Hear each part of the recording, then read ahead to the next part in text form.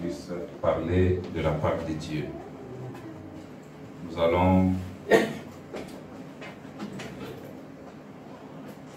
parler un tout petit peu sur quelque chose qui peut vous aider et qui peut nous aider tous, sachant bien de l'âge de l'Église et aussi de la diversité des gens qui ont besoin du salut.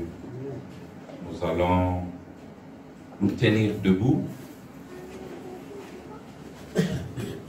pendant que nous allons lire dans Matthieu 27 à partir du verset 15. Matthieu 27 à partir du verset 15. À chaque fête, le gouverneur avait coutume de relâcher un prisonnier, celui qui demandait la foule. Ils avaient alors un prisonnier fameux nommé Barabbas. Comme ils étaient assemblés, Pilate leur dit: lequel voulez-vous que je vous relâche, Barabbas ou Jésus qu'on appelle Christ? Car ils savaient que c'était par envie qu'ils avaient livré Jésus. Pendant qu'il était assis sur le tribunal, sa femme lui fit dire qu'il n'y ait rien entre toi et c'est juste, car aujourd'hui j'ai beaucoup souffert en songe à cause de lui. Les principaux sacrificateurs et les anciens persuadèrent à la foule de demander Barabbas et de faire périr Jésus. Le gouverneur, prenant la parole, leur dit: lequel des deux voulez-vous que je vous relâche? Ils répondirent: Barabbas. Pilate leur dit: que ferai-je donc de Jésus qu'on appelle Christ? Tous répondirent qu'il soit crucifié. Le gouverneur dit: mais quel mal a-t-il fait? Et ils crièrent encore plus fort qu'il soit crucifié. La deuxième écriture, nous lirons dans Josué 24, verset 15.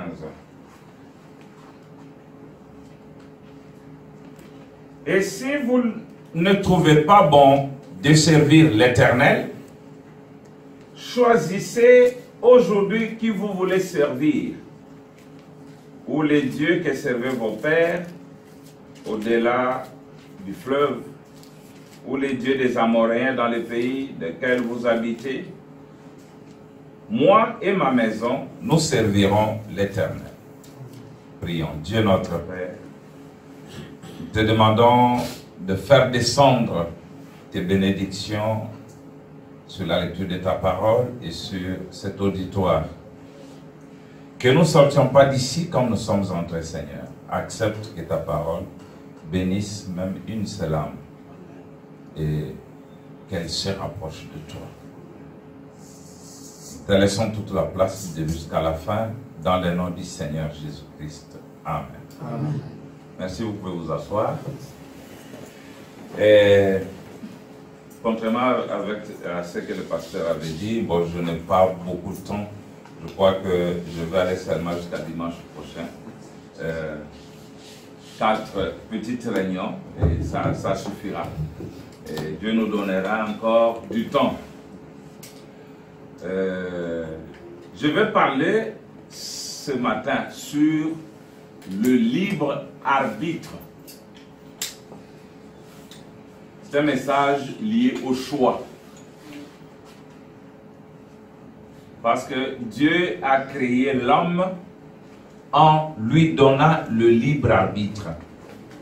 Il lui laisse la possibilité de faire ce choix. Donc, en bref, toute la vie est un choix. Venir habiter ici en Chine, comme vous avez opéré un choix. La manière dont vous êtes habillé, c'est un choix. Personne ne vous a contraint à vous habiller comme vous êtes et personne ne vous a poussé à venir habiter ici. Dieu, étant omniscient, connaissant toutes choses, avant la fondation du monde. C'est néanmoins que quand il mettra chacun de nous devant un choix, il sait comment nous allons choisir. Parce qu'il est infini, il est illimité. C'est ainsi qu'il peut prédestiner quelqu'un sur base de sa préconnaissance, sachant que cet homme sera ceci, cet homme sera cela, alors je le prédestine. Soit à la vie, soit à la perdition. C'est pas que Dieu, avec toute sa bonté, sa miséricorde, peut dire, toi tu vas en enfer, toi tu vas au ciel. Non. Il connaît la manière dont nous allons réagir devant telle ou telle chose. Alors il peut dire, ok, toi je te prédestine à ceci et à cela. Nous venons de lire dans Matthieu 27 ici, c'était à propos de Jésus. Cet homme représenté par ce dessin ici, le dessin d'Hoffmann, parce qu'à son époque, on n'avait pas des appareils photo. Le prophète de ce temps, l'ayant vu en vision, il a dit c'est la photo, c'est le dessin qui se rapproche un peu plus de la manière dont je l'ai vu en vision. Cet homme adoré, acclamé aujourd'hui par toutes les dénominations, il est Hébreux 13:8. Hébreux 13:8, c'est-à-dire, il ne change pas. Il peut changer sa forme, mais jamais sa nature. Autrefois, il était la parole. Et s'il est encore le même aujourd'hui, il doit être la parole. C'est-à-dire, ce que vous avez regretté d'avoir fait, que vous pouviez faire, vous pouvez dire, si j'étais là, moi j'allais prendre position pour Jésus. Mais il est encore là. Prenez position pour lui. Quand on parle de Jésus, les gens retournent il y a 2000 ans. Non, Jésus n'est pas une histoire. Jésus est une réalité présente. Il est toujours devant vous. Et la manière dont vous réagissez aujourd'hui montre la manière dont vous aurez dû réagir si vous étiez là au temps de son pèlerinage terrestre. Il était la parole, il était la plénitude de la divinité, c'était Dieu marchant parmi nous, c'est ça, parce que Dieu était au-dessus de nous, la colonne de feu, Dieu parmi nous, Dieu dans Jésus, Emmanuel, qui signifie Dieu avec nous, et aujourd'hui c'est Dieu en nous, le Saint-Esprit. Alors, il était là, il n'a fait que du bien aux gens. Quand ils étaient malades, il les a guéris. Quand ils étaient affamés, il les a nourris. Quand ils étaient éprouvés, il les a consolés. Il a ressuscité leurs morts. Mais ça n'a pas plu aux gens. Ils ont décidé de l'accuser, faussement. Qu'il a violé le sabbat. Oui. Avec les yeux naturels, Jésus a violé le sabbat. Mais il n'a pas violé le sabbat parce qu'il a dit je suis le maître des sabbats. Jésus avait un message provocateur. Hein, frère? Votre nom c'est qui? Frère Gauthier. Jésus pouvait opérer son miracle à un autre jour que le jour du sabbat. Mais regarde, il voulait opérer le miracle le jour du sabbat où les gens se reposent. Il est interdit d'allumer le feu pendant le jour du sabbat. Il est interdit de transporter, de faire n'importe quel travail le jour du sabbat. Mais Jésus va à la piscine de Bethsaïda. Il trouve un homme couché, malade. Il le guérit. Il lui dit, lève-toi, prends ton lit et marche. C'était quelque chose qui était contraire à la loi. Et ces gens ont vu un homme avec un lit sur la tête en train de partir. Eh monsieur, arrête-toi là un peu. Il s'arrête. Es-tu juif? Oui, je le suis. De quelle tribu? Moi, je suis de telle tribu. Sais-tu qu'aujourd'hui c'est le jour de sabbat? Il a dit oui, je le sais. Sais-tu qu'il est interdit de transporter quelque chose le jour du sabbat? Il dit je le sais. Mais pourquoi tu l'as fait? Il dit non, un homme l'a appelé Jésus, m'a guéri et il m'a dit de prendre mon lit, de le transporter et rentrer. Jésus le faisait sciemment pour leur donner une leçon, leur montrer que je suis le maître du sabbat. Les choses changent. Ça ne sera plus un sabbat de se reposer un jour, mais cette fois-ci, ça sera un sabbat éternel, Amen. Le repos de l'âme. Amen. Si vous vous reposez le samedi, le dimanche, vous reprenez le travail, lundi, etc., ça se répète. Mais le sabbat que Jésus donne, c'est un repos éternel. Vous n'allez plus porter le lourd fardeau de péché. Voilà, Jésus était comme ça. Il pouvait traverser le champ de blé le jour du sabbat, il mange. Ses disciples mangent. On dit, mais toi, qu'est-ce que tu fais? Il dit, mais vous n'avez pas appris que David, qui n'était pas sacrificateur, qui était juste un roi, est entré dans le temple, il a mangé le pain de proposition qui n'était réservé qu'aux sacrificateurs. Etc. Ça, c'est notre Dieu. Alors, nous allons faire attention quand les dispensations vont changer aujourd'hui, que nous ne puissions pas le manquer. Ils l'ont accusé faussement, mais ne sachant pas que la dispensation de la loi était en train de passer pour entrer dans la dispensation de la grâce. Oh, beaucoup de choses à dire. La loi ne peut sauver personne et la loi n'a jamais sauvé personne. C'est la grâce qui nous sauve. Nous sommes sauvés par la grâce. Et la grâce, ce n'est pas ce que nous faisons pour Dieu, mais la grâce, c'est ce que Dieu fait pour nous. Amen. Et Dieu a pourvu d'un agneau pour mourir pour nous, nous devons accepter ça. Voilà la grâce. Alors, ces gens l'ont accusé, je voulais juste briefer quelque chose là, ils l'ont accusé, mais le gouverneur qui était Pilate leur demande, lequel des deux voulez-vous que je vous relâche? Que je relâche? Ils répondirent Barabbas. Qui était Barabbas? Barabbas était un brigand. C'est un tueur, un violeur. Il a tué des gens. Il a volé. Il a violé. Il a escroqué. Il a mis la population mal à l'aise. Il était aussi prisonnier. Parce que chaque jour de fête, il fallait livrer un prisonnier pour qu'il soit tué. Et le gouverneur dit, bon, il y a ici Jésus l'innocent qui a guéri vos malades, qui a ressuscité vos morts, qui vous a nourri, qui vous a consolé. Mais ici, il y a Barabbas, un violeur, un voleur, un brigand. Maintenant, d'après votre loi, il faut qu'on puisse livrer une personne. Lequel d'entre ces deux hommes, vous voulez qu'il soit livré? Et la même question vous est posée ce matin.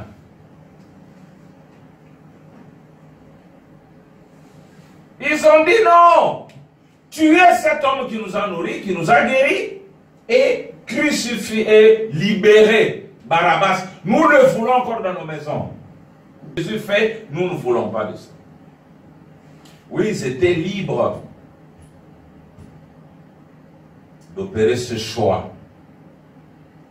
Ils ont crucifié la parole et ils ont relâché les bandits. Ils étaient libres. Le gouverneur a dit d'accord, on a crucifié Jésus. Ensuite, nous avons lu ici, dans Josué, pour montrer les libres arbitres, Josué parle au peuple, il dit, mais si vous trouvez bon de servir les dieux étranges, faites-les. Vous êtes libres. Mais moi et ma maison, nous avons opéré un choix. Et ce choix-là, c'est de servir l'Éternel. Et le prophète de ce temps dit, vous avez le même choix ce matin devant vous. Parce que tout est choix. Il dit ceci dans la position Christ 47. Alors, mais il ne l'a pas créé comme ça, là seulement. Il a donné à l'homme le libre arbitre. Si tu choisis ceci, tu vivras. Si tu choisis cela, tu mourras. En Éden, c'était ça. Il y avait deux arbres. Il dit, ça c'est l'arbre de la mort, de la connaissance du bien et du mal. Et ça c'est l'arbre de vie. Choisis. choisi. L'homme a choisi l'arbre quoi? Quel arbre? Au jardin d'Éden, l'arbre de la mort. L'homme a mangé et il est mort. C'est pourquoi nous mourons. Donc, Dieu, il ne contraint personne à choisir quoi que ce soit. Écoutez, j'étais en train juste de poser le fondement. Il dit, dans l'accusation, ils ont dit, nous ne voulons pas qu'elle règne sur nous, la parole. Ce n'est pas la première fois qu'ils l'ont fait. Quand Dieu leur a donné un roi, qui était un prophète, parce qu'Israël, c'était l'unique nation de toutes les nations qui n'avait pas un roi. Crié. Ils ont pleuré jusqu'au moment où Dieu leur a donné le roi selon son père David. Et quand Jésus est venu, lui, le fils de David, parce que David n'était qu'un type, ils ont dit la même chose. Nous ne voulons pas qu'il règne sur nous. C'est ce que le prophète dit ici. Nous ne voulons pas qu'elle règne sur nous, la parole. Ils optent pour leur credo, leur dénomination et leur petite futilité auxquelles ils croient et qui ont été adoptés par les conseils d'hommes. Ils optent pour ça plutôt que d'opter pour la parole de Dieu. Voici ce que dit la parole. L'homme dit non, moi, mon pasteur dit ceci. Entre ton pasteur et la parole, qu'est-ce qu'il faut choisir? Si vous étiez vraiment un élu, vous choisirez la parole, même si elle est contraire à ce que vous voulez, à ce que vous pensez. Je crois que Nietzsche était la parole, nous serons comme les autres. Nous nous promènerons aussi un peu nus à la plage, etc. Mais nous, la parole nous dit qu'un homme doit couvrir son corps. Et nous couvrons le corps, même si cela est contraire à ce que nous pouvons penser. Il dit, qu'est-ce qu'ils ont fait? Au jour de la première crucifixion, ils ont accepté un Barabbas, un meurtrier, au lieu d'accepter le Fils de Dieu. Et aujourd'hui, ils acceptent la parole d'un homme, ce qui est un mensonge et le chemin de la mort, et ils refusent d'accepter le chemin de la vie, la parole de Dieu. Le prophète dit, je condamne cette génération, je l'accuse par la parole du Seigneur, ils ont tort. Ils sont coupables de crucifixion ou de chercher à crucifier l'esprit.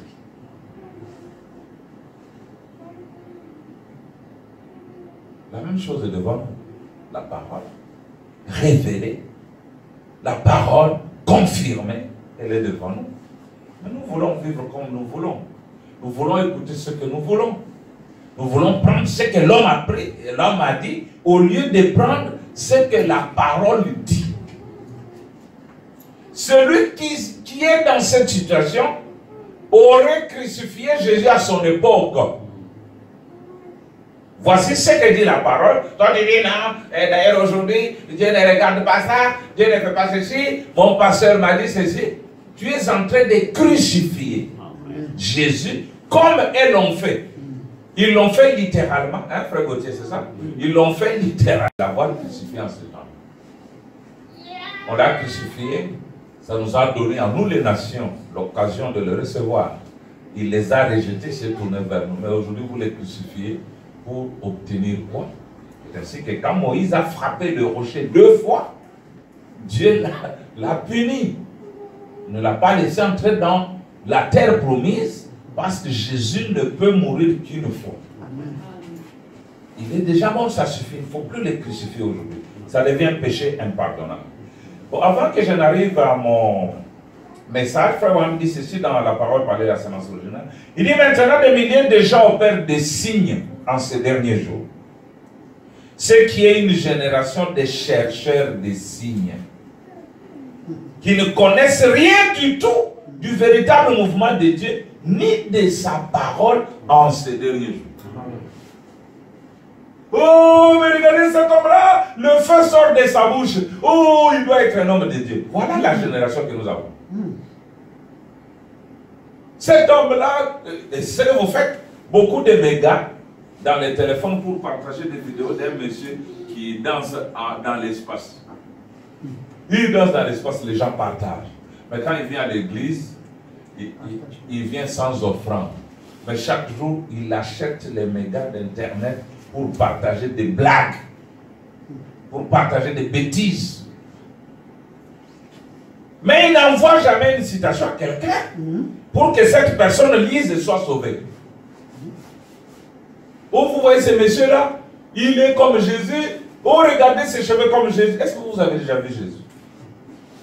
Regardez, il a des plaies dans ses mains. Oui, ce sont des signes. Mais est-ce que ces signes ont une voix? Quelle est la voix qui suit ces signes?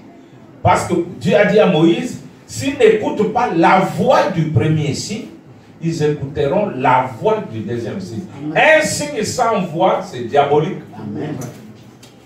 Et la voix qui est derrière le signe doit être une voix scripturaire, une voix de la parole. Amen. Vous voyez? Alors il dit, ils ne connaissent rien du véritable mouvement de Dieu, ni de sa parole en ces derniers jours. Donc il y a une précision. Présentez-leur du sang et de l'huile et des démonstrations charnelles sur l'estrade. Ils appuieront cela, que ce soit la parole de Dieu ou pas. Amen. Que ce soit conforme à l'écriture ou pas. Notre pasteur guérit les malades, il guérit les malades, mais tout le monde guérit. Ça a été bien prophétisé. Les faux Christ viendront en mon nom, ils feront des grands prodiges et des miracles. Ça doit se faire. Le miracle ne signifie pas que vous êtes spirituel. Le miracle ne signifie pas que vous avez Dieu. Vous pouvez être loin du diable, mais vous faites ces choses-là. Amen. Ça a été la prophétie pour ce dernier jour. Il dit, les gens vont appuyer des démonstrations charnelles qui se passent sur l'estrade et ils appuieront cela, que ce soit la parole de Dieu ou pas. Que ce soit conforme à l'écriture ou pas. Frère Branham dit, nous vivons dans un temps où n'importe qui peut avoir des adeptes. Même vous seuls. Si vous mettez ces mains ici, je suis votre Dieu créateur. J'ai rencontré l'ange en Chine. Tu auras des adeptes. Parce que nous vivons dans l'âge où les gens aiment ces choses-là. Au lieu de se cramponner à la vraie parole. N'importe qui peut avoir des adeptes. Pourquoi il y a prolifération des églises, tout ça? C'est une prophétie du dernier jour. Mais est-ce que vous avez la parole? Dieu a fait passer son prophète par 3 poules. Poule, c'est attirer vers soi. Premier poule, de guérison. Deuxième poule, c'est quoi deuxième poule, frère? Le nom c'est qui? Rodrigue. Rodrigue. Le deuxième poule, c'était quoi? C'est la prophétie. Donc, connaître les secrets des cœurs. Et troisième poule, c'est l'ouverture de la parole. La révélation des mystères de Dieu. Mais regardez les gens qui prétendent croire William Branham. Depuis qu'ils ont créé le message, ils ne sont qu'au premier poule. Amen. Ils sont toujours là. Venez ici, on va vous guérir. Ils prient pour les malades. Mais ce n'est pas ça le message. Le même Dieu qui a donné le premier poule est passé au deuxième. Amen. Il a donné le deuxième. Amen. Même là, ce n'était pas la finalité de Dieu. C'est limité à discerner les pensées des cœurs, non. Or, discerner les pensées des cœurs permettait seulement d'élever la foi des gens. Mais le même Dieu qui a donné le premier et le deuxième a donné le troisième, le parfait. Amen. La chose réelle. La parole, c'est la finalité. La parole, c'est Dieu lui-même. La parole, c'est, comme je l'ai dit, dans Matthieu 24, deux esprits très semblables. Cela se dirait même les élites si c'était possible. Branham dit, comment les distinguer l'un de l'autre? Passez-les au test de la parole. Amen. Voilà. Tu fais des miracles, c'est bon, mais viens ici. J'ai mon thermomètre. Allons-y. Température 48. Tu as la fièvre, cher ami croyant. Il faut passer par les tests de la parole. Il dit comment les reconnaître? Prononcez la parole, voyez ce qu'ils en diront. S'ils ne croient pas la parole, ils n'ont pas le germe de la semence en eux. Amen. Je crois que nous y arriverons peut-être pendant la semaine. Il y a plusieurs sortes de terres. Il y a une pierre qui est une terre. La pierre, c'est la terre. Il y a aussi la semence qui est une terre. La différence entre les deux terres, est dans la pierre, il n'y a rien. Mais ici, dans la semence, il y a les germes. William Branham dit, quand le soleil, la parole, brille fort, la terre ici, qui n'a pas de vie, commence à pleurer. Ah, toujours la parole. Moi, je ne crois pas ça. C'est difficile. Ah, c'est chaud. Ce soleil est chaud. Vous exagérez. Mais frère, on dit que, mais la semence qui est aussi une terre qui a la vie dit, oh, c'est ce que j'aime. Et elle commence à prendre vie. Amen. Vous voyez des choses qui étaient en elle commencer à apparaître. Amen. Vous allez voir un changement qui commence de l'intérieur. Parce que le vrai changement, c'est à l'intérieur. Il commence à l'intérieur et il sort jusqu'à l'extérieur. De sorte. Il dit, quand ces gens, vous les faites passer par le test de la parole, et s'ils ne croient pas la parole, il dit, ils n'ont pas le germe de la semence en eux. Point. Ils sont du malin et ils vous séduisent. Même s'il est pasteur, quand il réagit négativement devant la parole de Dieu, c'est un séducteur, il n'a pas la semence. Il dit, comme la première épouse a été séduite, et que la deuxième épouse a été séduite, ils séduisent la troisième épouse, en hybridant la parole ou en essayant de le faire. Dieu n'a jamais fait passer les signes avant la parole. Il dit Amen. Celle-là, elle écorche vraiment. Dieu n'a jamais fait passer les signes avant sa parole. Ils ont été ajoutés pour servir de preuve à la parole. Ouh. Les signes, Dieu donne en plus pour prouver que la parole est bonne. Mais il ne peut pas faire passer les signes avant la parole. Il dit, mais c'est la parole qui vient en premier. Amen. Pour le prouver, Élie a dit à la femme, fais-moi d'abord un gâteau. Nous avons suivi ça la semaine. Fais-moi d'abord un gâteau. Branham dit, regardez, ensuite le miracle se produit. D'abord un gâteau, la parole, et ensuite le miracle a suivi. Montrez-moi où Élie a dit, bon, je te fais un miracle, hein, et tu vas trouver beaucoup de farine et beaucoup d'huile, maintenant fais-moi un gâteau. Non. Vous devez être heureux d'entendre ces choses. Amen. Amen. Nous sommes dimanche, beaucoup sont dans des églises, mais vous êtes heureux. Amen. Qu'on insiste sur la parole. Amen. Et ensuite le miracle. C'est à la parole semence elle-même que le Saint-Esprit donne l'énergie. Amen. Aïe, aïe, aïe, aïe, aïe. Bon, je n'ai pas le temps de dire ce qui suit là, je saute. Mon message il va être trop difficile pour vous. Il va vous déconcentrer. Je vais vite aller à certaines choses. Bon, maintenant, j'ai dit que tout est choix. Et le choix d'aller au ciel, c'est aussi d'aller en enfer. Vous avez le choix de devenir riche ou de rester pauvre. Tout est prévu dans la parole. Vous avez le choix d'avoir le Saint-Esprit ou d'avoir les démons. Tout dépend de vous. Dans la parole, il y a un mécanisme prévu pour devenir aussi riche. Il y en a. La première, le prophète dit, ceux qui recevront ce messager prophète, lui, je ne parle pas de quelqu'un d'autre, c'est le messager ici, peut-être on va développer ça.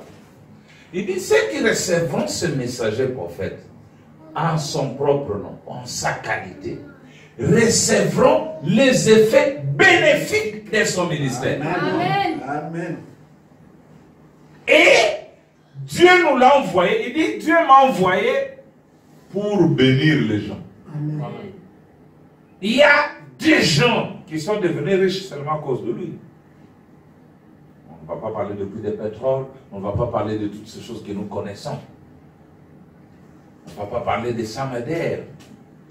Si vous êtes lecteur ou auditeur du message de Frère Branham, vous connaissez tout ça. Et il dit aux gens, racontez aux gens ce que Dieu a fait avec moi.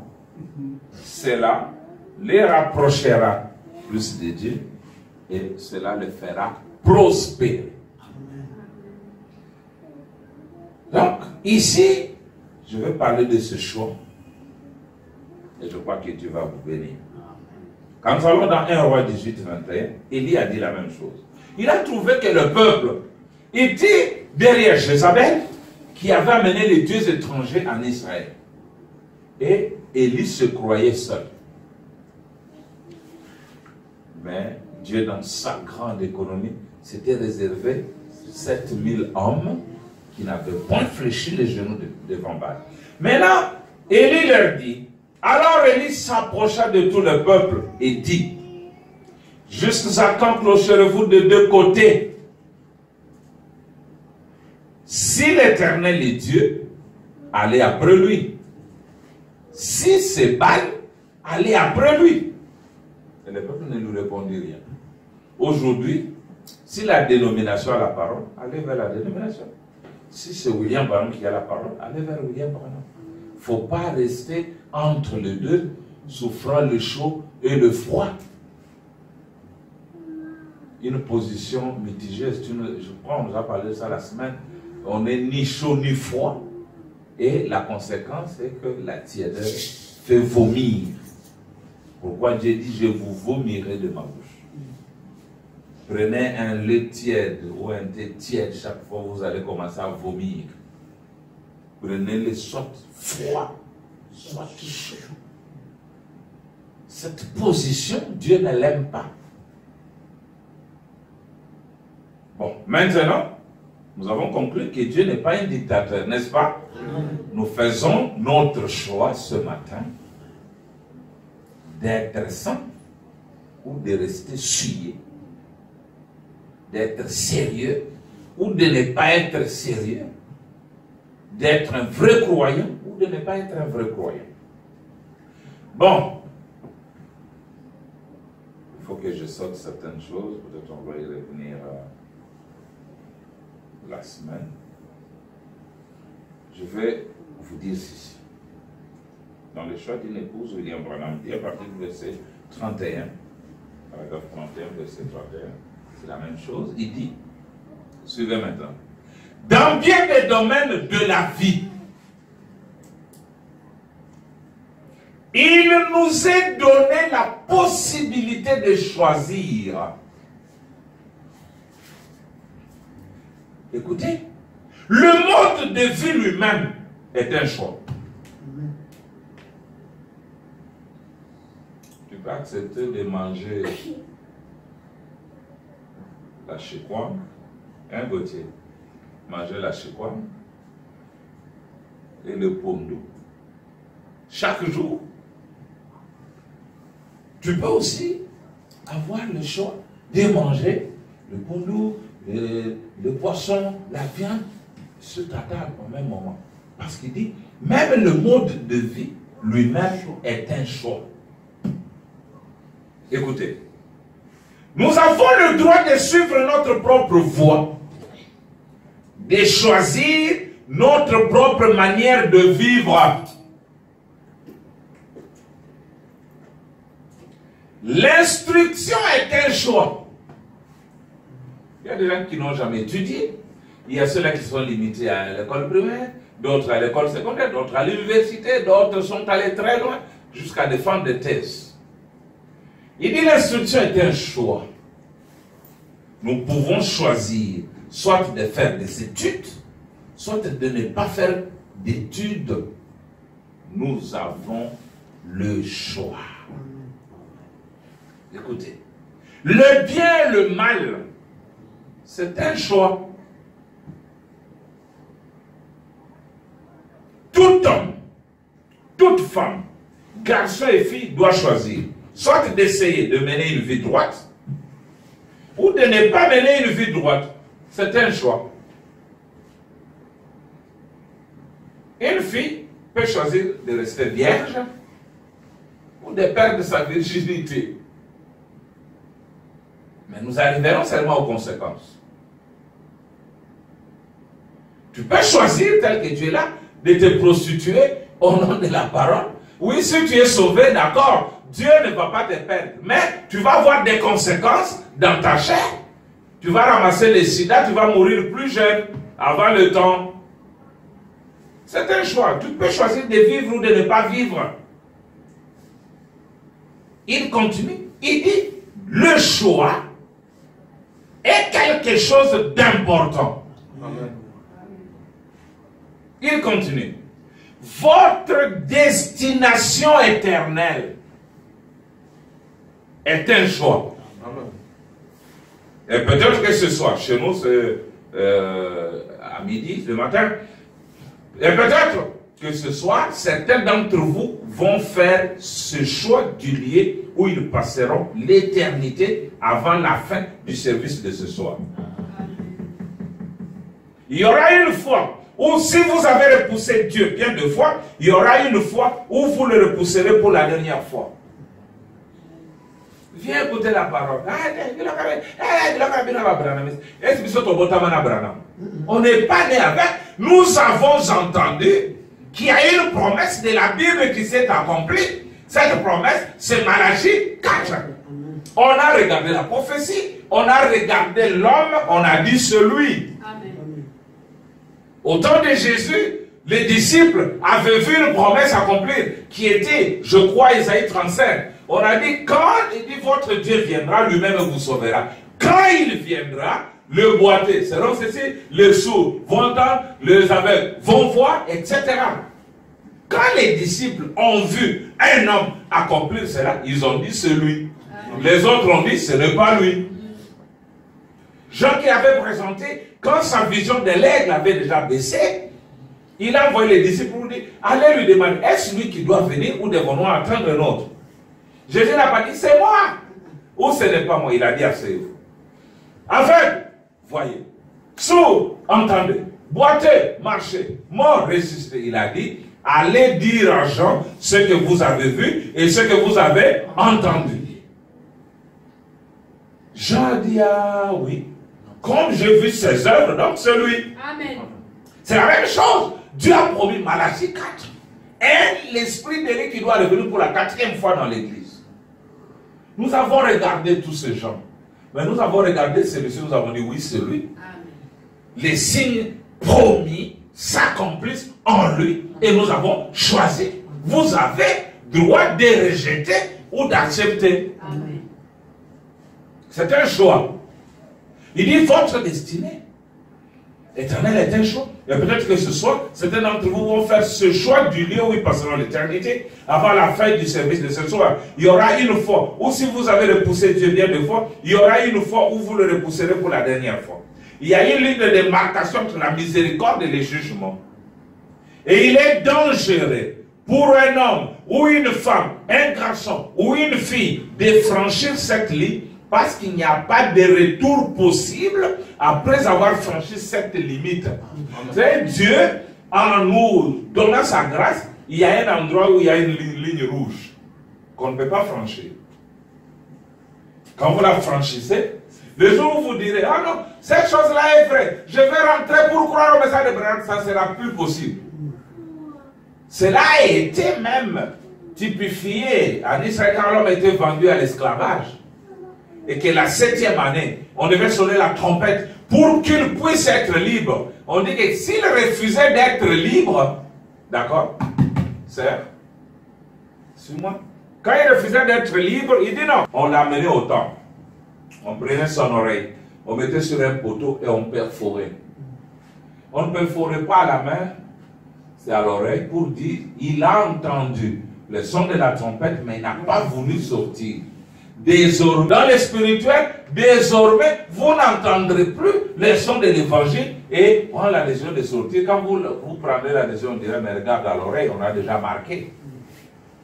Il continue. Il dit ceci. Donc, ce soir sera peut-être le moment où beaucoup prendront leur décision quant au lieu où ils passeront une éternité sans fin. Il y a un autre choix que nous avons dans la vie, c'est celui d'un compagnon de vie. Un jeune homme ou une jeune femme qui débute dans la vie a reçu le droit de faire son choix. Le jeune homme choisit. La jeune femme a le même droit d'accepter ou de refuser. Mais c'est quand même un choix de deux côtés. L'homme et la femme ont tous deux le droit de choisir. On ne va pas vous forcer de prendre telle femme, n'est-ce pas? Ou on ne va pas vous forcer à prendre tel homme.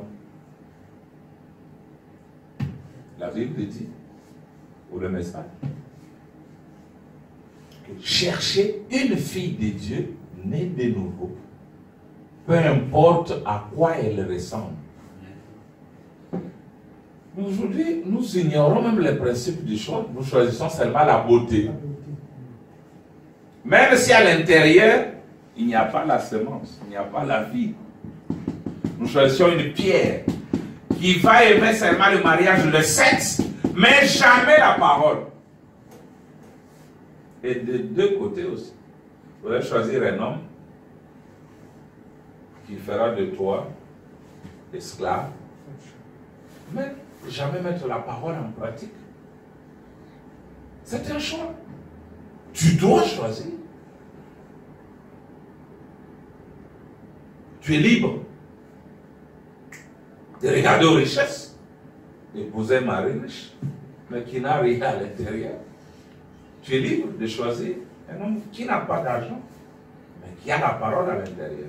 Mais sachant que la parole, c'est la source de tout. C'est la source de l'argent, c'est la source de richesse, c'est la source de la paix, la source de ceci, de cela. Vous êtes libre de choisir. Il dit, vous avez également un choix en tant que chrétien. De choisir l'église où vous voulez adhérer. Mais un bon choix doit vous amener à la destination éternelle. Voilà. Écoutez maintenant ceci. Vous allez le croire. Je suis par la foi Moïse. Le paragraphe 31.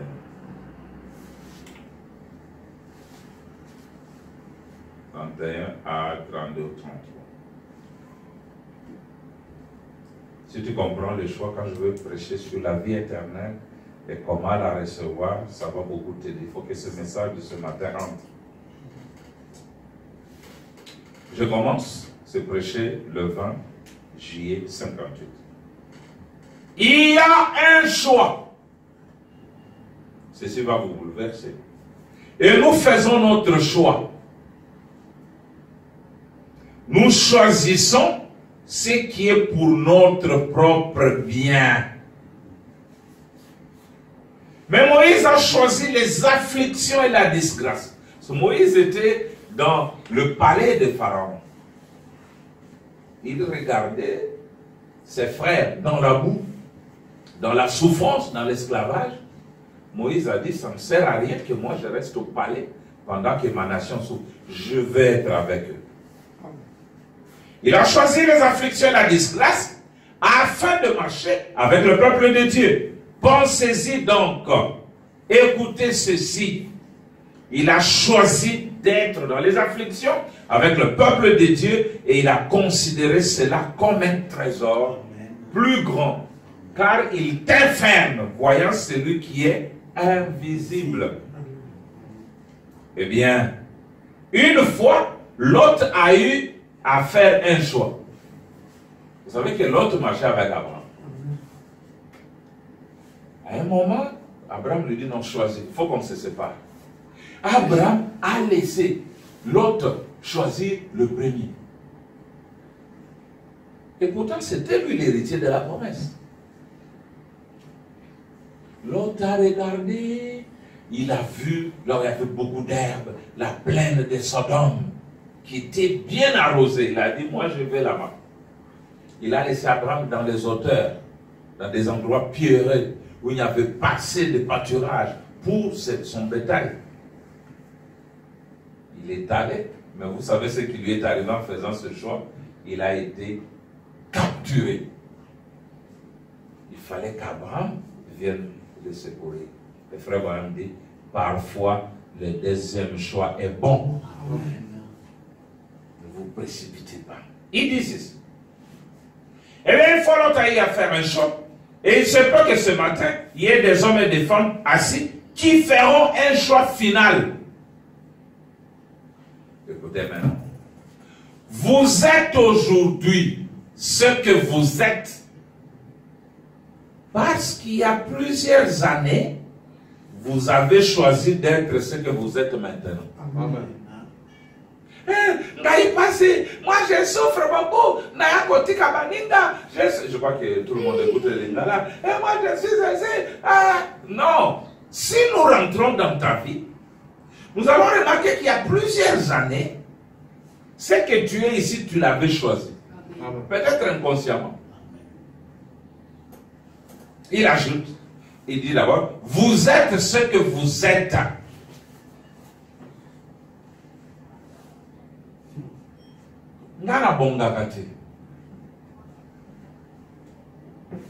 On va travailler là-dessus. Yo bongakate, na fille. Mais dans ce message, il y a un secret pour que cela change. Amen. Amen. Un jour, Israël a rencontré l'eau amère. Ils avaient très soif. Ils ont essayé de boire l'eau. L'eau était amère. Ah, Moïse! Moïse dit, soyez tranquille. La chose va changer. Il y avait un arbre à côté. Il a pris un morceau de bois, il a mis dans l'eau. L'eau est devenue douce. Si on a le temps, je vais vous montrer les secrets. Parfois, ce que vous êtes, vous avez hérité de vos parents. Il y a même des malédictions héritées de vos parents. Mais je connais un secret dans le message pour changer cela.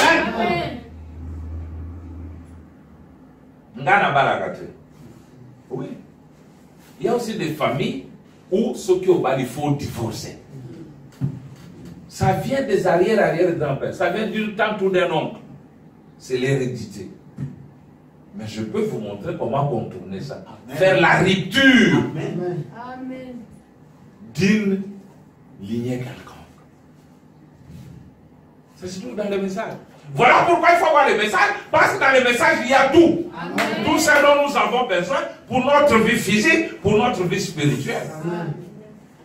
Il dit, vous êtes aujourd'hui ce que vous êtes parce qu'il y a plusieurs années, vous avez choisi d'être ce que vous êtes maintenant. Écoutez, et ce que vous choisissez maintenant déterminera ce que vous serez dans 5 ans. Amen. Dans 5 ans, vous pouvez devenir un missionnaire. Dans 5 ans, vous pouvez devenir un chrétien de renom. Amen. Ou dans 5 ans, vous pouvez être en enfer pour avoir pris une mauvaise décision. Dans 5 ans, vous pourrez être en train de nettoyer des crachoirs dans un bar. Dans 5 ans, vous pouvez devenir une prostituée dans la rue. Ou vous pouvez devenir un homme ou une femme qui fait honneur à toute la société à cause de votre choix en faveur de Christ. Amen. Dans 5 ans, vous pouvez être dans la gloire, partir dans l'enlèvement, pour avoir fait votre choix aujourd'hui. Mais il vous faut faire un choix. Amen. Nous allons continuer. Vous voyez? Vous pouvez être aujourd'hui, pour le choix que vous faites, vous êtes dans un bar là. Quand les gens puissent, c'est vous qui allez nettoyer là-bas. À cause du choix que vous allez opérer aujourd'hui. Vraiment dit quelque part, si vous choisissez le monde, vous serez béni de lui. Mais si vous choisissez Dieu, vous serez béni de lui. Ah. Qui vous allez choisir? Et Dieu est la parole. Ce message, c'est la parole et le programme de Dieu pour aujourd'hui. Il continue. Il dit, ne considérez pas ce que vous voyez. Non. Faites votre choix d'après ce que vous voyez par la foi. C'est l'unique chose qui va compter. Le choix que vous faites par la foi. C'est comme la petite Rebecca qui a choisi d'épouser Isaac sans l'avoir vu. Elle fit un choix par la foi. Eliezer qui part à la recherche d'une femme, ne la connaissant pas, mais qui fit une prière sincère. Oh Dieu, il faut que je fasse un bon choix pour mon maître. Mais la femme à qui je dirai, donne-moi de l'eau, et qui dira, je te donne de l'eau, pas seulement à toi et à tes chameaux, sera la femme que tu as destinée pour mon Seigneur. Combien ces prières sont rares aujourd'hui. La première fille vient, donne-moi de l'eau. Il n'y a pas de quoi prendre de l'eau. Eliezer ne s'est pas précipité pour dire, c'est peut-être elle, peut-être ma prière était à moitié exaucée. Non, c'est pas elle, Seigneur. La deuxième fille vient, donne-moi de l'eau à boire. Il n'y a pas de quoi prendre de l'eau. Eliezer dit, c'est pas elle. Jusqu'au moment où il a dit, je te donne de l'eau et aussi à tes chameaux. La femme connaît le désir de l'homme. Car la profondeur appelle la profondeur. Dans les naturels, c'est comme ça. Ne vous mariez pas au hasard. Il faut qu'il y ait une profondeur qui appelle. Ne dites pas non, le temps est dépassé, peut-être je n'ai qu'au tout là, je vais être ceci, quoi, il y a sur n'importe qui. Non, il doit y avoir un coup de foudre. Et le même coup de foudre doit être entre nous, l'épouse de Christ, et lui, Christ. Nous ne l'aimons pas au hasard. Nous l'aimons parce qu'il y a une profondeur en lui qui a attiré la profondeur qui est en nous. Nous sentons que sans lui, nous ne pouvons pas vivre. Et c'est vrai, on nous a dit le vendredi, dans cette écriture de Jean, je crois Jean 15, 5 ou l'inverse, c'était ça, il a dit, vous ne pouvez, sans moi, vous ne pouvez rien faire. Combien ces écritures étaient appropriées pour susciter un réveil en nous? Tu peux les négliger aujourd'hui et le soir, il dit, je reprends ta vie. Il a donc la parole de cet homme-là, riche, qui a dit, oh là là, mon âme réjouis-toi, bois, oh j'ai beaucoup de choses dans des greniers, j'ai beaucoup à... On lui dit, mais tu es insensé. C'est dans Luc, je crois Luc 18, si je ne me trompe pas, regardez un peu là. Il dit, cette nuit même, ton âme te sera redemandée. À qui vas-tu laisser ces choses? Un insensé pense qu'il vit de lui-même, il oublie qu'il y a un homme. Juste là, c'est une autre. C'est une autre. Du roi unique.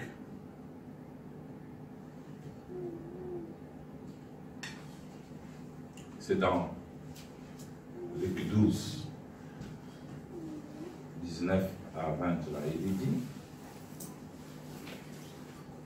il dit, voici, dit-il, ce que je ferai, j'abattrai mes greniers, j'en bâtirai de plus grands, j'y amasserai toute ma récolte et tous mes biens.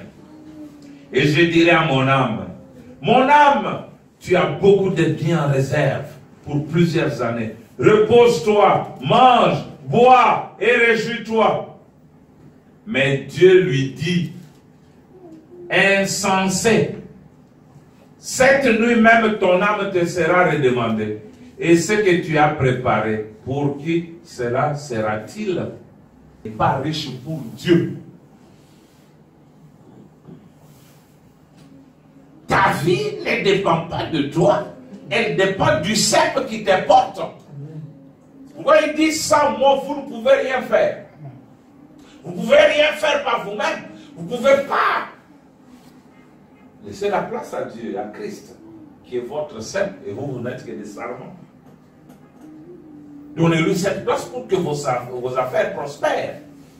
On a dit, recommande ton sort à l'Éternel et tes projets. Vous ne pouvez rien faire sans lui. Écoute, il ajoute, faites votre choix d'après ce que vous voyez par la foi. Le choix que vous faites par la foi. Lot, alors qu'il devait faire un choix, Abraham avait donné à Lot de faire son choix. Et Dieu vous donne selon votre choix. Choisissez aujourd'hui qui vous voulez servir. Dans les jardins d'Éden, il y avait un arbre de la connaissance et un arbre de la vie. Il avait été accordé à l'homme le privilège de choisir ce qu'il désirait. Et c'est pareil aujourd'hui. Il vous a accordé ce privilège, grâce à votre libre arbitre, de choisir ce que vous voulez choisir. Écoutez maintenant. Mon conseil, c'est que vous ne considérez pas les choses modernes tout autour de vous, la popularité, le prestige que vous pouvez avoir, mais choisissez plutôt par la foi celui qui a promis de revenir un jour redresser tous les torts, de vous donner la vie éternelle et de vous ressusciter. Peu importe, si vous prenez la voie avec les quelques méprisés qui suivent le Seigneur, faites ce choix-là. Aujourd'hui, les gens veulent des grandes assemblées de milliers de personnes. Ils pensent que c'est là où il y a Dieu. Non! Dieu est toujours avec des petits troupeaux. Amen. Toujours. Amen. Je vous l'ai dit, toujours.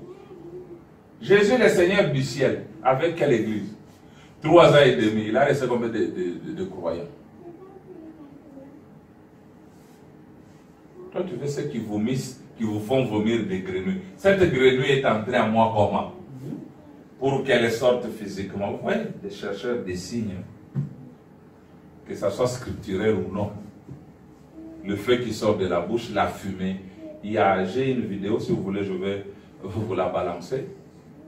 Quelqu'un, quand il vient là, il vous frotte, la fumée sort, on a mis syndicat. Qui ait des problèmes sous la main, qui ait des problèmes dans le pays, qui ait des problèmes dans l'église, qui ait des problèmes à la maison, où que ce soit, faites votre choix. Par la foi, je servirai Dieu. J'humilierai mon cœur dans sa présence. Je prendrai la voie avec les enfants de Dieu. Je les vois méprisés, rejetés, chassés, ridiculisés, mais je m'occuperai toujours. J'occuperai toujours mon poste du devoir. Je resterai bien avec eux. Et lorsqu'ils crieront, je crierai avec eux. Et lorsqu'ils seront dans la tristesse, je serai dans la tristesse avec eux. Je vivrai comme eux. Ah! Voilà la sorte de choix qu'il faut faire. C'est ce que Moïse a fait. Tout ce que nous amassons n'est rien. Ce sont des choses périssables. Mais il y a quelque chose qui est éternel, c'est ce message. C'est cette parole. C'est ce qui va vous amener dans la présence de Dieu. Il n'y a pas un autre message. La révélation de la Bible n'est pas donnée à un pasteur. Elle n'est pas donnée à un apôtre, c'est donné à un prophète. Pas à celui qui a un don de prophétie, de petits prophètes, mais au prophète messager. Voilà pourquoi la colonne de feu est revenue dans cet âge pour interpréter la Bible. Le message, c'est le programme parfait de Dieu. Il n'y a pas quelque chose d'autre qui peut sauver les gens aujourd'hui. Vous allez me dire, mais vous voulez dire que Dieu va rejeter tous ces gens? Et c'est la première fois qu'il le fait. Au temps de Noé, la terre était peuplée comme aujourd'hui. Peut-être plus. Mais il n'a sauvé que 8. Au temps de Sodome, il n'a sauvé que 3. Au temps de Jésus, il en a sauvé combien? Pourquoi pas aujourd'hui? La majorité des dieux peut être une seule personne. Il n'y a pas de salut en dehors du programme préétabli par Dieu. Et ce message est son programme. Amen. Bon, je vais chercher ça pour vous. Ceci est le programme de Dieu. Je vais vous trouver ça tout de suite.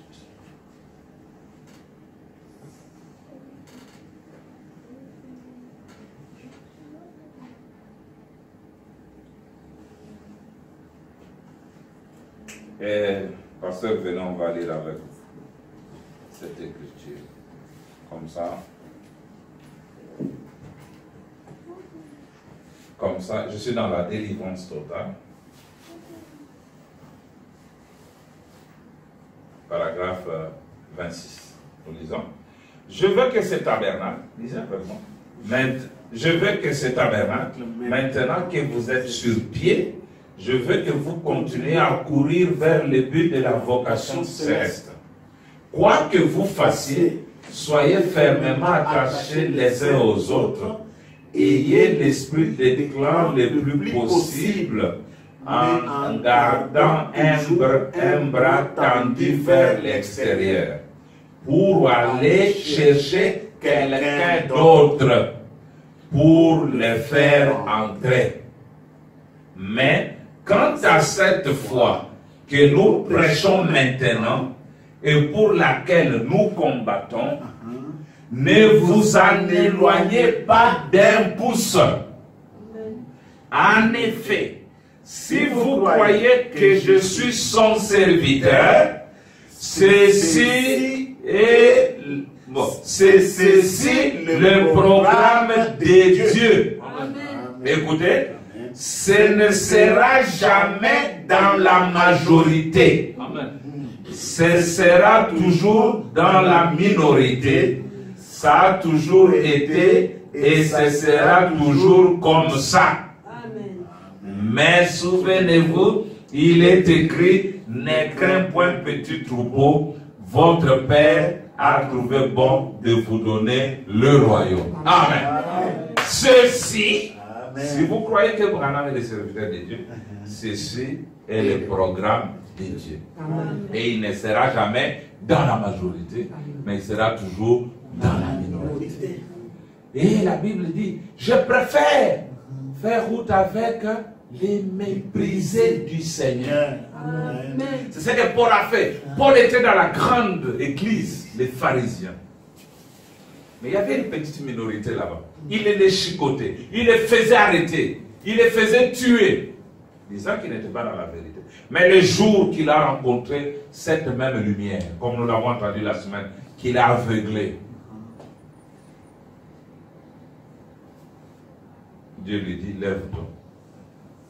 Ton salut, c'est chez ce petit groupe-là. Ce petit groupe-là, va chez Anania.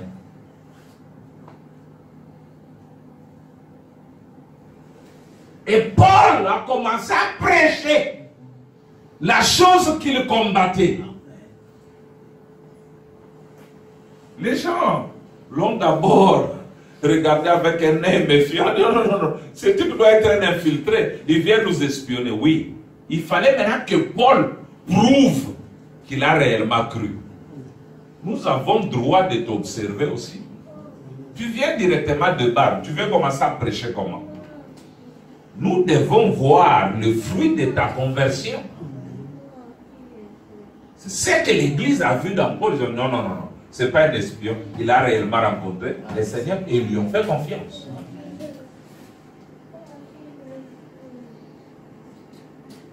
Il est allé avec le groupe de méprisés, mais laissant la grande église, où il ne manquait de rien. Il avait tout l'argent. Il avait un bon salaire. Mais ici, il oublie un manteau en hiver. Oh là là, je n'ai pas l'argent pour acheter un manteau. Envoyez-moi mon manteau que j'ai oublié parce qu'il fait froid ici. Un homme de la trempe de Paul, un grand savant, un érudit. Le roi Agrippa a dit, oh, roi, il a parlé, il a démontré la connaissance devant le roi. Le roi dit, mais ton grand savoir te fait de raisonner. Veux-tu me persuader à devenir chrétien? Je sens que ton discours veut m'attirer. Bientôt là, je vais devenir chrétien. Il dit oui, qu'il plaise à Dieu que tu sois comme moi en dehors de ces chaînes ici. Voilà Paul qui commence à fabriquer les nattes pour vivre. Alors qu'il était dans une grande église où il était bien payé, bien considéré. Nous avons vu Moïse qui a fait ce choix, pas un choix insensé, mais un véritable choix. Il est avec le peuple de méprisé et Dieu a fait de lui un grand homme, un conducteur de son peuple. Paul a laissé la grande église. Il s'est joint au petit groupe, au petit troupeau. Dieu a fait de lui un grand apôtre, un grand prophète. C'est lui qui a commencé les âges de l'église. Dieu peut faire de toi un grand ce matin. À cause du choix que tu vas faire. Les gens diront non aussi, mais qui citer? Parce que la parole fait prospérer. Amen. La parole de Branham fait prospérer le corps? Non. La parole de Branham fait prospérer l'âme. Parce que c'est l'âme qui est éternelle. Mais l'Écriture dit, prospère en toutes choses, comme prospère l'état de ton âme. Vous voyez, toujours la parole en premier, et le reste vient. Beaucoup ont crié, prospère comme prospère l'état de l'âme. Mais ton âme ne prospère pas. Comment ton corps va prospérer? C'est pourquoi toutes les prières que nous avons, oh Yahweh Salah, visa na kendekono, Yahweh Salah. Est-ce que le visa peut être un sujet de prière tous les jours pour aller vivre dans le monde? Qu'est-ce qu'il y a là-bas? La froideur. Les enfants, on commence à leur enseigner la sexualité à 3 ans.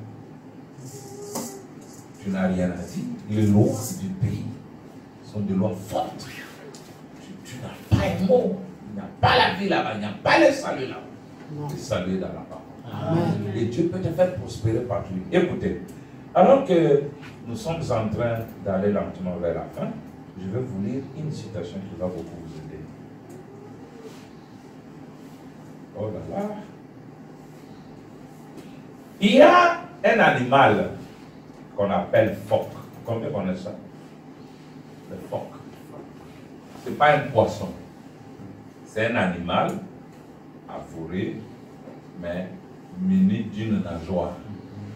Il nage. On l'appelle phoque.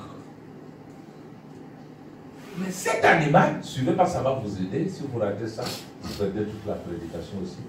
Cet animal est un animal à 4 pattes vivant en dehors de la mer.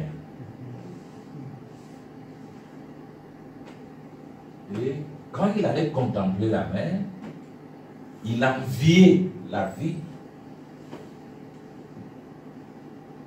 de la mer. La vie aquatique. Il disait, ah non, moi je ne suis pas content d'être un animal terrestre à 4 pattes. Je veux que je devienne un animal aquatique pour nager. L'animal a cru que ses pattes pouvaient être transformées en nageoire. Tellement il désirait ça, la nature lui a fourni ça. Amen. Si Dieu peut faire ça pour des animaux, qu'en est-il de toi? Ne peut-il pas te donner les désirs de ton cœur?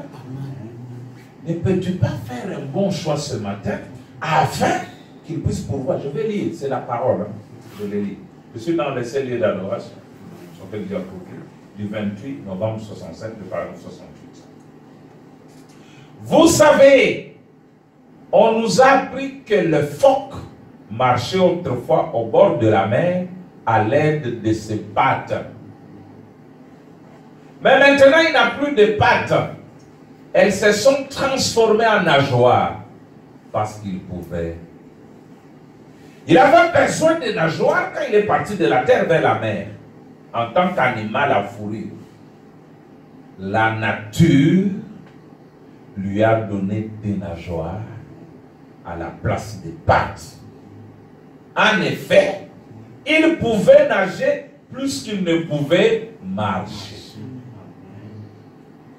Dieu s'intéresse à tout.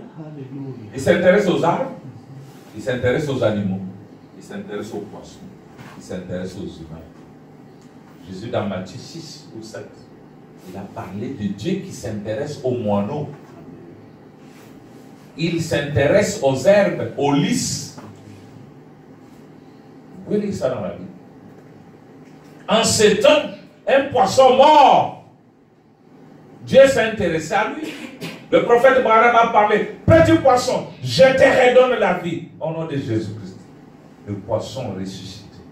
Il a commencé à nager. La mère opossum, alors que les gens ne voulaient pas de la guérison divine, a été déchirée par des chiens. Elle était là mourante. Elle a rassemblé ses petits jusqu'à la maison du prophète Branham. Elle s'est couchée là-bas. Branham ne comprenait rien jusqu'au moment où Dieu lui a dit, mais cet animal est venu pour que tu pries pour lui. Il est sorti. Il a prié pour l'opossum.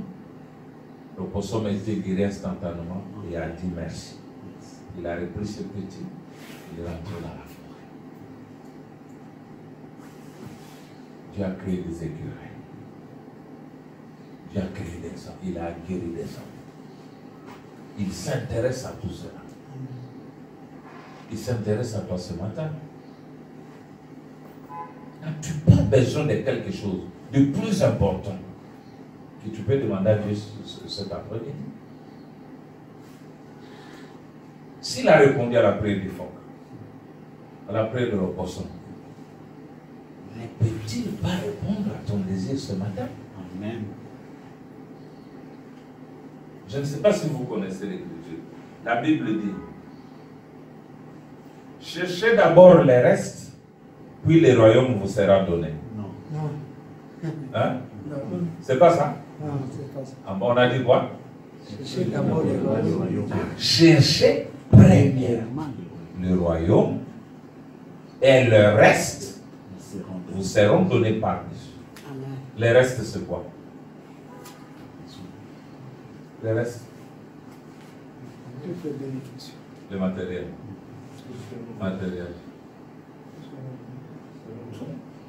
Le mariage, le voyage, la stabilité, etc. Dieu n'a pas limité. Il a dit, cherchez premièrement le royaume. Et le reste vous seront donnés par Dieu. Ailleurs, il dit, ne faisons pas les choix insensés. Faisons un bon choix. Amen. Qu'est-ce que vous avez besoin ce matin?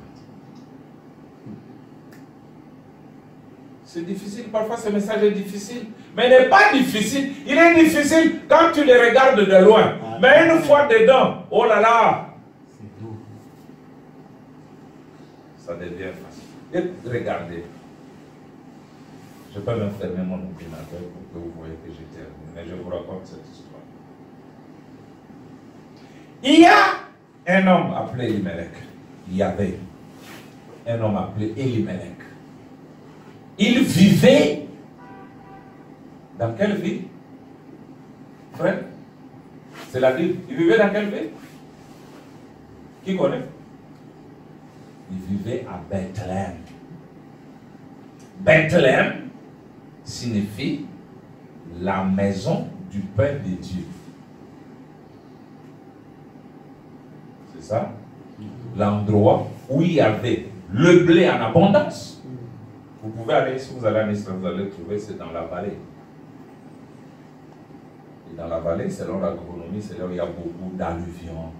Vous voyez toutes ces terres qui sont emportées par les érosions. Ce sont des vallées très riches. Il y avait la bonne eau et il y avait le bon blé en abondance. C'est pourquoi quand David fuyait Saül et les Philistins, et d'autre part, un jour il a dit, oh, j'ai soif d'aller boire de l'eau de Bethléem. Il y avait une bonne eau, l'eau et les pains, ce sont les choses qui constituent, qui sont à la base de la vie. Après avoir mangé les pains, il faut boire. Et Jésus est à la fois le pain et l'eau de la vie. Il a dit, celui qui boira de l'eau que je lui donnerai deviendra une source qui coulera dans la vie éternelle. Et cette eau-là, c'est l'eau de la vie, le Saint-Esprit. Jésus est ça. Jésus est la femme. Il a dit, celui qui mange ma chair. C'est pas prendre Jésus comme nous le verrons, quand nous verrons la vie éternelle, comment la recevoir. Ce n'est pas un pain et prendre Jésus, le découper en morceaux et le manger. C'est alors que nous parlerons aussi du sang. Jésus n'avait que 6 litres de sang, comme tout homme. Avec 6 litres de sang, comment ça peut convenir au monde entier? C'est là que le message va vous expliquer le sang c'est quoi. Alors, Elimelech, il y a eu des petites difficultés, une petite famille. Il a décidé de prendre sa femme Naomi, son fils Maclon et Kiljon. Ils ont quitté Bethléem. Ils ont quitté l'endroit où il y a le pain et l'eau, là où il y a la vie, là où il y a Christ. Ils sont allés à Moab. C'était ça la grosse erreur d'Elimelech. C'est l'erreur que commettent beaucoup de gens. Parfois même ceux qui ont déjà cru le message. Ils sont là dans le message. Bethléem. À cause d'une petite difficulté, le voilà qui prend sa famille, il va ailleurs. Arrivé là-bas. Et regardez ce qui est arrivé. La première chose, Elimelech est mort. Il a laissé une veuve. Maclon est mort. Il a laissé une veuve. Kiljon est mort. Il a laissé aussi une veuve. On a eu 3 veuves. Naomi, Ruth et Orpa. Quand vous quittez la parole, la mort s'installe directement. Ou quand la parole vous quitte, la mort s'installe. Jésus était toujours avec Lazare, Marthe et Marie. Tant que Jésus était avec eux, la mort n'est pas entrée. Mais quand Jésus les a quittés, la mort a frappé leur famille. Lazare est mort. Il fallait que le prince de la vie revienne pour que Lazare revienne à la vie. Ne quittez pas cette parole et ne laissez pas la parole vous quitter. C'est ainsi que Frère Branham dit. Ne permettez à qui que ce soit ou à quoi que ce soit de s'interposer entre vous et cette parole. Amen. Ne permettez jamais. Même si c'est votre père, même si c'est votre pasteur, il veut vous arracher de la parole pour vous introduire dans des choses, ne permettez jamais. Alors, il fallait prendre la décision. Naomi a pris la décision. Et la bonne décision de retourner là où il y a la parole. Amen. Et frère Branham me dit, il est dit dans l'influence de l'autre. Il dit quoi, quand quelqu'un vient au message, Dieu le bénit, il a une voiture, il a ceci. Il dit la première chose à faire, il quitte l'endroit, il va là où il dit non, restez là où vous pouvez être nourri, nuit et jour. Amen. Être nourri par un homme comme ça. Moi j'aime ça. Je viens à l'église, j'ai de quoi noter. Je viens à l'église, je suis inspiré. Je peux me baser sur ce qui a été dit pour avoir de l'inspiration. Soyez là, soyez nourris. Il dit, restez là où vous pouvez être continuellement nourris, nuit et jour. Il a pris la bonne décision de rentrer. Il y avait une suiviste qui n'avait pas pris une vraie décision. Orpa. Et moi aussi, je vais aller avec toi. Écoutez. La première chose qui vient sur votre route, c'est le découragement. Vous voulez suivre le message de Frère Branham? Attention, les Branhamistes, ils n'aiment pas les pantalons des femmes. Est-ce que c'est Branham qui n'aime pas ou c'est la Bible? C'est la Bible. Je te donne 25. Qu'on me voie moi commencer à porter un pagne au nom de la modernité. Mais Nazareth, bon matin. La manière dont même les pantalons sont faits. Un homme peut se tenir avec son pantalon. C'est approprié à lui. Dans l'urinoir. Il peut uriner sans enlever ses habits. Mais une femme, pour le faire, il faut qu'elle se déshabille. Vous voyez, c'est contre nature. C'est Dieu qui a dit, celui qui fait ces choses est en abomination. Ou moi, vous me voyez seulement avec une robe de femme de ma promenade. Ça, c'est la modernité qui fait ça. Quand on a dit seulement cette femme, ces choses, écoutez, vous aimez ça. Là-bas, en tout cas, là où vous voulez aller chez Branham, là-bas, Les concubinages, non. Même si vous êtes fiancé, vous devez attendre jusqu'au jour où vous serez béni, consacré, pour commencer à faire... Ah! Orpa dit, non. Un message comme ça, moi, je ne veux pas. Elle a embrassé sa belle-mère, elle est restée. Voilà Naomi qui rentre dans la parole, et Ruth est toujours dit, mais toi, pourquoi tu me suis? Rentre comme ta sœur. Et Ruth, qui avait une vraie décision, dit, mais pourquoi tu me pousses et tu me chasses comme un chien? Laisse-moi partir. Ton Dieu sera mon Dieu. Ton peuple sera mon peuple. Ta nation sera ma nation. Là où tu mourras, je mourrai. Là où tu vivras, je vivrai. La Bible dit que comme Naomi a vu que c'était une décision réelle, elle a la laissé. Or, frère, elle savait qu'elle n'a pas un mari. Parce que Naomi leur a dit, mais qui va vous épouser? Et même si je reste avec un homme et que j'ai des enfants, cet enfant va grandir quand? Pour vous prendre en mariage à la place de mes enfants? Rentrez maison. Mais Ruth a dit, non, je pars.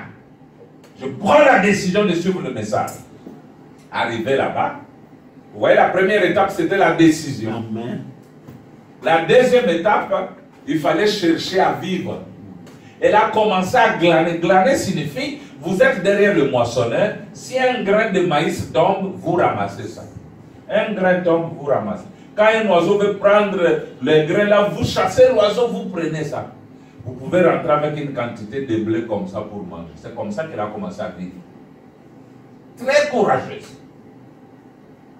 Après la décision, elle travaillait. Or, la décision, c'est la justification. Quand vous faites un message, la première chose, Dieu vous justifie. Il vous justifie, il pardonne vos péchés, il oublie tout. Mais la deuxième étape, vous devez travailler pour votre sanctification. Elle a commencé à travailler. Venez, nous allons encore boire, nous allons cabaret. Non. C'est un travail de refuser les offres comme ça. L'ancien amant qui sortait avec toi va t'appeler, hé chérie, est-ce que nous pouvons sortir? Non. Moi, j'ai déjà reçu Christ. Mais quoi, toi-même, tu connais, tu es ma femme? Non, j'ai déjà reçu Christ. C'est un travail dur. Difficile. Ruth a commencé à travailler durement pour manger, elle et sa belle-mère. Maintenant, regardez, quand le propriétaire de la moisson a vu que Ruth travaillait durement, il a dit, mais qui est cette femme ici? La première chose, il ordonne au moissonneur, il dit non, commencez à faire tomber les choses de force. Et ce jour-là, elle rentre avec une quantité comme ça, au l'église. Sa belle-mère dit, mais où est-ce que tu as de la nourriture? Chez Boaz. Il dit, oh, mais c'est le Boaz là, c'est notre parent, c'est lui qui va nous donner du repos. Elle a persévéré et Boaz est devenu son mari. Et regardez, c'est dans cette lignée que Christ est né. Persévère dans ce message. Tu vas te reposer. Tu ne vas plus glaner. Le propriétaire du champ sera ton mari. Fais un bon choix. Ne fais pas le choix de Orpa. Fais le choix de Ruth. Christ sera ton mari. Ce n'est pas qu'à Koba, tu seras sa femme à la maison, mais il va entrer en toi. C'est le mariage de l'agneau. C'est l'union invisible. Christ, l'esprit, va se lier à ton âme et tu vas prospérer. C'est ainsi que Frère Branham dit. Je termine. Il dit, Jésus est le fils de la prospérité. Partout où on met Christ, il y a la bénédiction. Il était typifié par Joseph. Quand on a vendu Joseph, la maison de Potiphar a prospéré. Là où on a chassé Joseph, la famine est entrée. Quand on l'a mis en prison, la prison a prospéré. Il y avait la crise en prison, pas de nourriture, mais la présence de Joseph a fait qu'on a commencé à acheter la nourriture. Et Joseph, dans la maison de Pharaon, toute l'Égypte a prospéré. Il dit, c'est le type de Christ, le fils de la prospérité. Branham dit, quand il viendra, la Bible dit que tous les déserts fleuriront. Il dit alors, prenez-le, mettez-le dans votre cœur et soyez bénis. Amen. Ton corps est peut-être un désert, peut-être avec des maladies incurables, mais prends Christ là-bas, mets-le dans ton cœur. Ton désert là-bas fleurit. Tu as un problème de conception. Prends Christ. Mets-le dans ton cœur. Ta terre, ta matrice deviendra féconde. Amen. Si tu as, ton corps est un désert, tu n'arrives même pas à fructifier l'argent. Prends Christ. Mets-le dans ton cœur. Ton désert va fléchir. C'est mon petit message pour la salutation de ce matin. Et je crois qu'il fera quelque chose.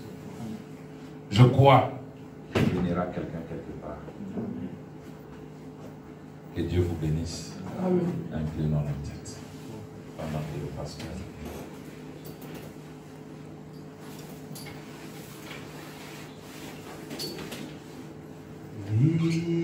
Miséricorde insondable,